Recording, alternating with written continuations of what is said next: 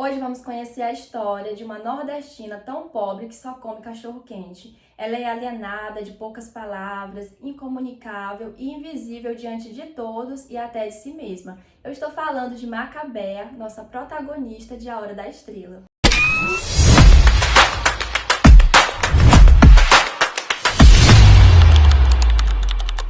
Oi, gente, tudo bem com vocês? A resenha de hoje vai ser muito especial porque vamos falar de uma obra da minha autora favorita, Clarice Lispector. Quem me conhece sabe. A Hora da Estrela foi publicada em 1977, inclusive foi a última publicação da Clarice em vida. E aí vamos para uma breve ficha técnica do livro. Temos aqui um romance inserido na década de 70. O espaço se concentra em Alagoas e Rio de Janeiro, porque a protagonista migra de Alagoas para o Rio. Em relação à escola literária, temos a terceira geração modernista, ou também conhecido como geração de 45, que era a escola que a Clarice pertencia. E o narrador é um narrador em primeira e terceira pessoa, que é o Rodrigo S. M. Ao mesmo tempo em que ele narra a história de Macabea, ele também se coloca na história, então por isso ele é um narrador personagem. E aí, outra coisa interessante de falar é sobre os primeiros 30% do livro, que tende a ser mais complexo, justamente porque é muito marcado pelo fluxo de consciência, que é uma técnica literária muito utilizada pela Clarice, não só nessa obra, mas principalmente na primeira obra dela, que foi publicada em 1943, Perto do Coração Selvagem, e lá é até mais intenso do que aqui em A Hora da Estrela.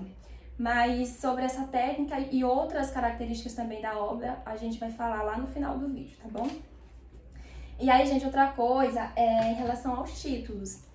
Esse livro tem 13 títulos no total, tá? Inclusive aqui bem no início do livro. Ó. Eu vou deixar aqui na tela uma imagem para vocês visualizarem melhor, mas eu vou ler os títulos para vocês. A Hora da Estrela, ou A Culpa é Minha, ou Ela que se Arranje, ou O Direito ao Grito. Quanto ao Futuro, ou Lamento de um Blue, ou Ela Não Sabe Gritar, ou Uma Sensação de Perda, ou Assovio no Vento Escuro, ou Eu Não Posso Fazer Nada, ou Registro dos Fatos Antecedentes, ou História Lacrimogênica de Cordel, ou Saída Discreta pela Porta dos Fundos. 13 títulos, e a Clarice fala sobre esses títulos e outras coisas também da obra em uma entrevista que ela concedeu à TV Cultura no mesmo ano de sua morte, em 1977, né? Inclusive foi a última entrevista dela. Eu vou deixar um trechinho aqui para vocês da entrevista, e se vocês tiverem interesse em assistir a entrevista completa, eu vou deixar o link aqui na descrição do vídeo. Mas eu deixei aqui somente o trecho em que ela fala sobre o livro, então vamos ver. Antes de nós entrarmos aqui no estúdio, você me dizia que está começando um novo trabalho agora, uma novela. Não, eu acabei a novela. Que novela é essa, Clarice? Só de uma moça tão pobre que só comia cachorro quente. Mas a história não é isso só, não. A história é de uma inocência pisada, de uma miséria anônima. O cenário dessa novela é em É qual Rio local? de Janeiro, mas o personagem é nordestino, é de Alagoas. Onde é que você foi buscar dentro de si mesma? Eu morei em Recife. Eu morei no Nordeste, eu me criei no Nordeste. E depois, no Rio de Janeiro, tem uma feira dos nordestinos, no Campo Santo Cristóvão. Uma vez eu fui lá e peguei o ar meio perdido do nordestino no Rio de Janeiro. Daí começou a nascer a ideia de um... Depois eu fui a uma cartomante e imaginei, me disse várias coisas boas que iam me acontecer, e imaginei, quando tomei o táxi de volta, que seria muito engraçado se um táxi me pegasse, me atropelasse e eu morresse depois de ter ouvido todas essas coisas boas. Então daí foi nascendo também a trama da história. Qual o nome da heroína da novela? Não quero dizer, é segredo. E o nome da novela, você poderia revelar? 13 nomes. 13 títulos. Gente, vocês observaram que a Clarice classifica A Hora da Estrela como uma novela, já que é maior que um conto e menor que um romance. E às vezes a gente pode levar isso como uma regra e aplicar para todos os livros que têm esse mesmo comprimento. E nem sempre isso acontece, porque a classificação de uma obra literária depende de características estruturais, narrativas e não apenas do seu tamanho. Claro que o comprimento vai influenciar muito, pode até ser considerado o fator principal, mas não é o único. Então eu quis trazer isso porque pode ser que outras pessoas tenham essa dúvida e aí já fica esclarecido. Agora vamos para a narrativa. Já falei muitas coisas sobre o livro, já mostrei para vocês o trechinho da entrevista, a Clarice falando tanto sobre o processo de criação como também da protagonista. A história de Macabé é narrada por Rodrigo S.M., ele é o narrador peça-chave da obra, reflete os seus sentimentos e os de Macabea. Constantemente ele se colocava na narrativa porque ele se dizia ser importante, então ele tinha que participar. Eu destaquei aqui para vocês um trecho de um dos momentos em que ele está falando sobre ela, porque eles tinham uma relação, ele tinha, né, por ela uma relação de amor e ódio. Então, ao mesmo tempo que ele dizia amar ela, em que ele falava bem, ele também falava muito mal. E aí a gente tem essa relação. Gente, eu tinha até marcado. Encontrei. Ela me incomoda tanto que fiquei oco. Estou oco desta moça. E ela tanto mais me incomoda quanto menos reclama. Estou com raiva. Uma cólera de derrubar copos e pratos e quebrar vidraças. Como me vingar? Ou melhor, como me compensar? Já sei. Amando meu cão que tem mais comida do que a moça. Por que ela não reage? Cadê um pouco de fibra? Não, ela é doce e obediente. Vocês observam que a raiva dele era porque ela não reagia. Ela não buscava entender o porquê estava sendo tratada de tal forma, né? Quando alguém tratava ela mal, porque ela só aceitava. Então, ela não tinha consciência da vida miserável que ela levava. E era isso que causava ódio no Rodrigo, né? Então, a Macabea é uma nordestina, pobre, sofrida, órfã de mãe e pai, que foi criada por uma tia que a maltratava muito. A tia dela era muito moralista. Quando ela se mudou para o Rio de Janeiro, ela conseguiu o emprego de datilógrafa, inclusive o curso de datilografia foi a tia que deu a ela. Apesar dela não saber muito bem, né, mas ela assim começou a trabalhar de datilógrafa. E ela constantemente errava, manchava as folhas de gordura, chegou até a ser despedida pelo seu patrão, o seu Raimundo. E aí depois ele teve compaixão dela e deixou ela permanecer no trabalho. Lá no Rio de Janeiro, ela dividia um quarto de pensão com 4 moças, que eram conhecidas como as 4 Marias. Elas trabalhavam nas lojas americanas. E os luxos de Macabea consistia em ir uma vez por mês ao cinema e pintar as unhas de vermelho. Esses eram os luxos dela. E um de seus maiores prazeres era ouvir a Rádio Relógio, que foi emprestado por uma das Marias. Tinha uns momentos na Rádio Relógio, que eu acho que era no momento dos anúncios, eu sou esquecida, mas acho que era, que ela ouvia várias palavras, aprendia, entre aspas, né, várias coisas, e ela não compreendia muito bem palavras que não faziam parte do seu vocabulário, que ela considerava complicadas, né, complexas. E mesmo destituída de beleza, a Macabé arrumou um namorado, um nordestino ambicioso, Olímpico de Jesus. Ele trabalhava como operário em uma metalúrgica. Ele se dizia ser metalúrgico e não operário. Era até uma forma de elevação social, como se ele fosse superior. Diferente de Macabé, o Olímpico, apesar de serem muito parecidos, é importante destacar isso, mas diferente dela, o Olímpico era muito ambicioso, ele pensava no futuro, ele queria ganhar muito dinheiro, o sonho dele era se tornar deputado, ele fazia discursos, tudo ali copiado, né? Ele não sabia nem planejar, montar um discurso. E aí ele só saía falando palavras que nem ele mesmo sabia o que significavam. Mas eu vejo assim que o único ponto que diferencia eles é justamente isso. Enquanto a Macabea não tem essa visão de futuro, para ela tudo tá bom, a vida que ela leva já tá maravilhosa, tá ótima. O Olímpico não, ele já pensava em ganhar muito dinheiro, em se tornar alguém, né? E a Macabea, na verdade, a única coisa que ela queria se tornar era uma estrela de cinema. mas tirando isso, ela não tinha ambições como o Olímpico tinha. E voltando na parte do rádio relógio que eu mencionei para vocês, tem uns trechos aqui no livro que é muito engraçado, das conversas que a Macabea tinha com o Olímpico. O relacionamento deles era muito morno. Isso eu nem preciso falar muito, né? Porque vendo quem é Macabea e quem é Olímpico, a gente já imagina como é. Mas ele não oferecia nada a ela. Pelo contrário, ele maltratava ela com palavras, né? Então estava ali constantemente se achando superior a ela, ele se achava muito inteligente, ficava meio que rebaixando ela. E ela só aceitava, não dizia nada. E aí, quando ela ouvia alguma palavra na rádio relógio, ela sempre ficava perguntando para ele se ele sabia o que significava, né? E quando ele não sabia responder, ele só dizia, eu não quero falar sobre isso. E quando ele respondia, ainda respondia errado. Eu vou ler aqui para vocês o trecho que eu deixei separado, marcado aqui. Ela pergunta a ele, você sabia que na rádio relógio disseram que um homem escreveu um livro chamado Alice no País das Maravilhas e que era também um matemático? Falaram também em álgebra. O que é que quer dizer álgebra? Entre aspas. Saber disso é coisa de fresco, de homem que vira mulher.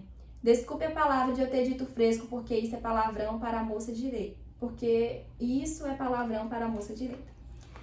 Nessa rádio, eles dizem essa coisa de cultura e palavras difíceis. Por exemplo, o que quer dizer eletrônico? Silêncio. Eu sei, mas não quero dizer. Eu gosto tanto de ouvir os pingos de minuto do tempo assim, tic-tac, tic-tac, tic-tac. A rádio relógio diz que dá a hora certa, cultura e anúncios. O que quer dizer cultura? Cultura é cultura, continua ele emburrado. Você também vive me encostando na parede. É que muita coisa eu não entendo bem. O que quer dizer renda per capita? Ora, é fácil, é coisa de médico. O que quer dizer Rua Conde de Bonfim? O que é conde? É príncipe? Conde é conde, era esta. Não preciso de hora certa porque tenho relógio. Não contou que eu roubara no mictório da fábrica. Eu já tô lendo demais aqui. Mas, gente, o Olímpico, perdão, não era uma fluxicheire, viu? Já tinha matado, roubava. Então aí a gente já vai conhecer a peça, né? E aí, tá bom, eles continuam nesse relacionamento, os únicos lugares que eles frequentavam eram lugares de graça, ele nunca levava ela pra nada assim diferente, não fornecia nada a ela, e ela só aceitava a forma como ele tratava ela, né, porque acho que na verdade ela tinha medo de perder ele. Então até que o Rodrigo conheceu a Glória, que era amiga de Macabea, lá do serviço, elas trabalhavam juntas, e o Olímpico se interessou por ela porque ele viu nela qualidades que a Macabea não tinha, apesar dele achar ela feia, né? E aí ele, pesquisando, descobriu que ela tinha pai, tinha mãe, tinha comida todo dia. E o que mais deixou ele feliz foi saber que o pai de Glória trabalhava em um... Agora eu esqueci a palavra. Gente, o lugar que vende carne, como é o nome? Esqueci. Tem hora que a mente da gente fica limpa, né, assim. Mas vocês entenderam. Então, o Olímpico se interessou pela Glória e eles ficaram juntos. E a Macabea ficou triste, claro, mas também não... continuou reagindo da forma como ela sempre reagia, né? Sempre na dela, sem argumentar muito, sem perguntar muito, só aceitando. Até que chega um momento em que a Macabea decidia uma cartomante, a Madame Carlota, por indicação da sua amiga Glória. E chegando lá, ela descobriu a sua sorte por meio das cartas. Ficou toda feliz porque a Madame Carlota disse coisas boas pra ela, né? E ao sair de lá, ela foi simplesmente atropelada por uma Mercedes amarelo. E foi nesse momento que aconteceu a Hora da Estrela. Tem até essa ironia, porque somente no momento da morte é que a Macabea foi vista, foi enxergada. Então ela teve a grandeza do ser somente na hora que morreu. Ela teve uma vida inteira sendo invisível diante de todos e principalmente dela mesma. E essa vida miserável que ela não tinha consciência. Então o título da obra traz essa ironia ali no momento final, que é quando acontece a Hora da Estrela de Macabea, quando ela realmente se torna uma estrela de cinema, como era o grande sonho dela. Gente, eu vou ler aqui pra vocês o trecho final do livro e depois a gente vai para as características. Eu demorando toda vez um tempão. Peraí. E agora? Agora só me resta acender um cigarro e ir para casa. Meu Deus, só agora me lembrei que a gente morre. Mas eu também... Não esquecer que por enquanto é tempo de morangos. Sim, eu amo muito essa frase. Não esquecer que por enquanto é tempo de morangos.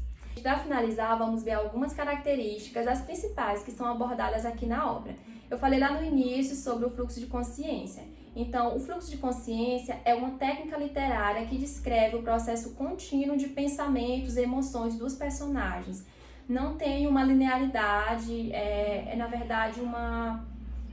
Como é que eu posso descrever isso melhor para vocês? São várias ideias apresentadas simultaneamente, não tem uma linearidade, não tem uma regra de como vai começar e o que vem em seguida. É uma mistura mesmo de pensamentos, emoções, sensações que vão acontecendo e por isso tende a ser um pouquinho complexo e às vezes fica até mesmo bagunçado para a gente compreender, né? Então, basicamente, o fluxo de consciência é isso. E ele está muito presente lá no início da narrativa, nas primeiras páginas, né? A gente tem esse fluxo aí acontecendo. Uma outra característica é o intimismo, que já é uma característica central da escrita da Clarice, já que ela é uma escritora mais introspectiva, que trata da condição humana. O monólogo interior também está muito presente e também é uma técnica narrativa que representa diretamente os pensamentos de um personagem. A gente pode classificar como um diálogo interno.